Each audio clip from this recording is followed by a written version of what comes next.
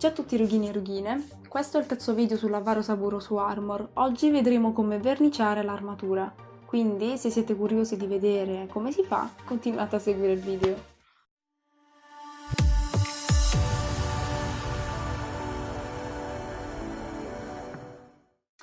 Prima di buttarci in questa fase ho bisogno di fare alcune premesse.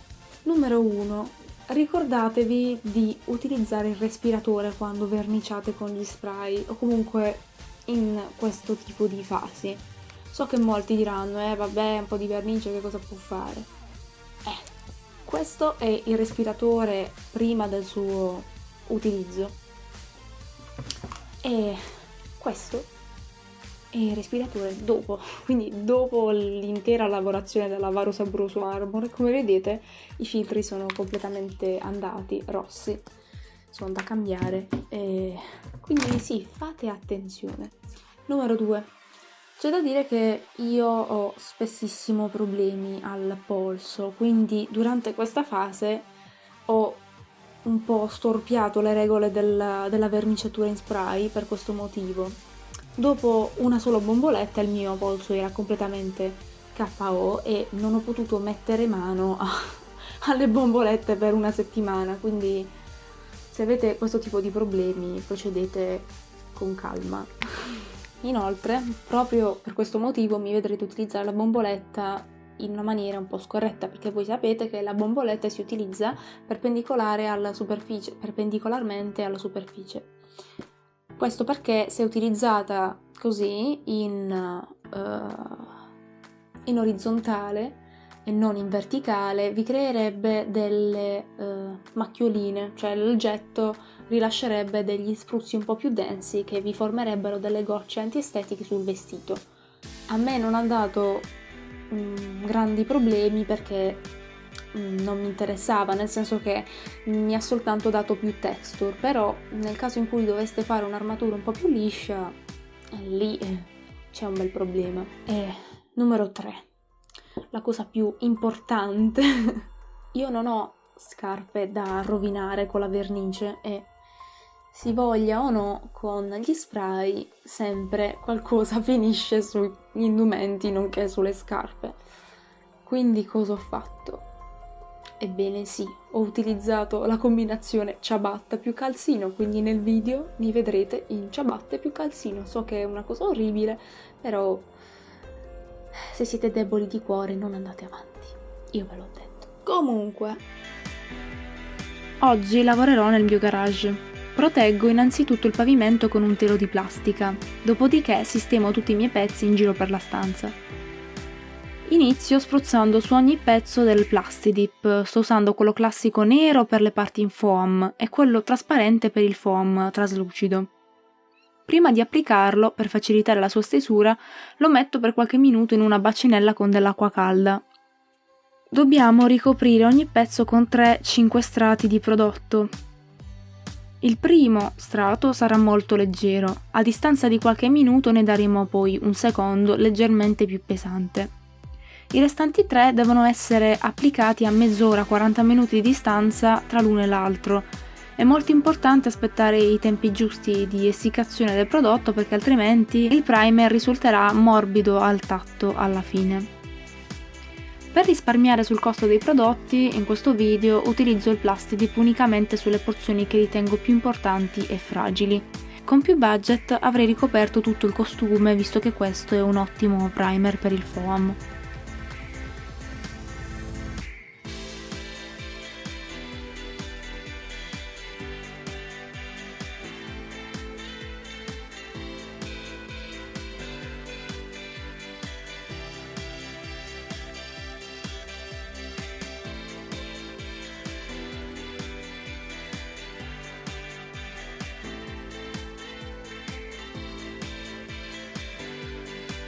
Passo quindi alla seconda fase, il colore di fondo con gli acrilici. Applico innanzitutto dello scotch carta sulle porzioni che voglio lasciare di colore nero, in maniera da non sporcarle con altri colori. Iniziamo dall'acrilico argentato.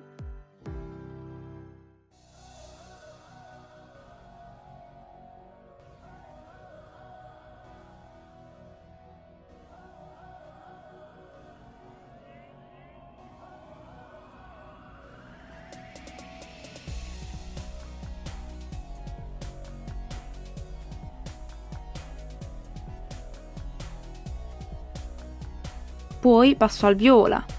Non vi preoccupate se finiamo per sporcare la parte che andrà tinta di rosso, ci penseremo dopo. Ricordate tra un colore e l'altro di lasciare passare almeno 24 ore per una corretta asciugatura. Anche se il colore a volte può sembrarvi asciutto al tatto, infatti al suo interno non è detto che lo sia completamente. Copro adesso con lo scotch di carta tutte le parti che non devono essere colorate di rosso.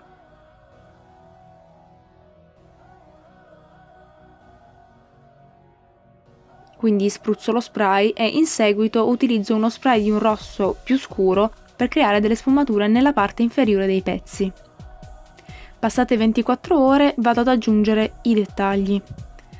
Con un rosso più scuro evidenzio tutti i solchi, sfumo il colore in eccesso con un fazzoletto o con le dita.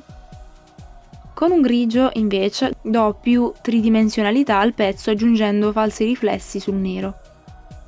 Lascio asciugare e procedo così per tutti i pezzi di questo genere.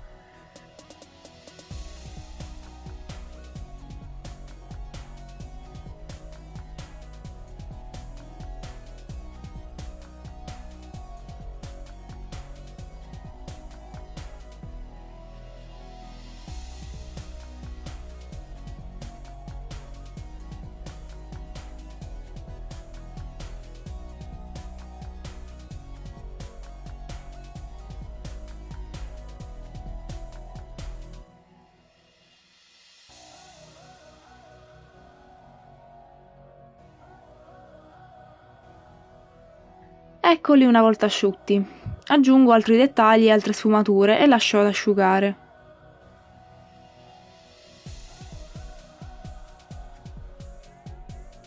Ecco il busto una volta montato ed incollato.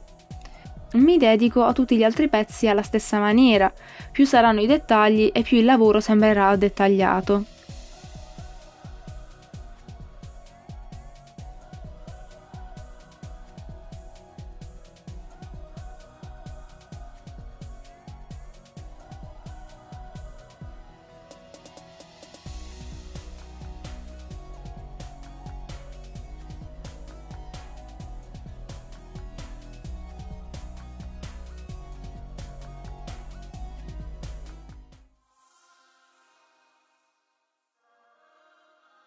Purtroppo io ho dovuto fare tutto molto di fretta perché la fiera in cui l'armatura avrebbe fatto il suo debutto si avvicinava e quindi ho avuto solo 7 giorni per ultimare tutta la colorazione.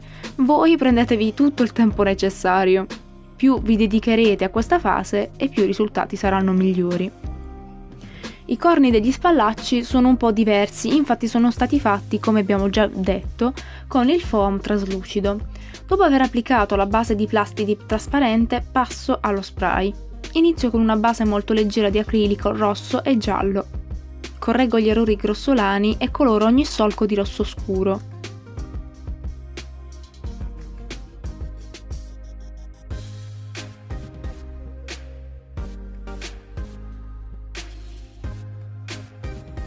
Sembra molto scura adesso, ma devo completarlo, verniciando tutto con un ultimo strato di acrilico spray rosso.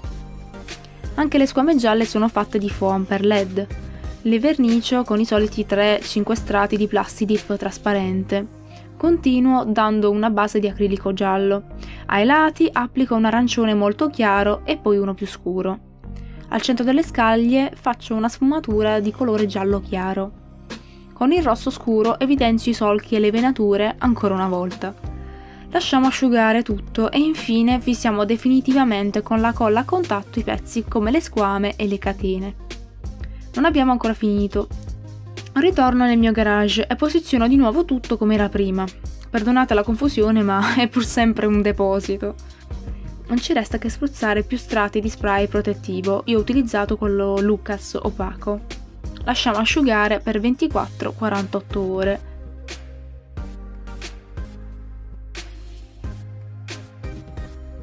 È finito!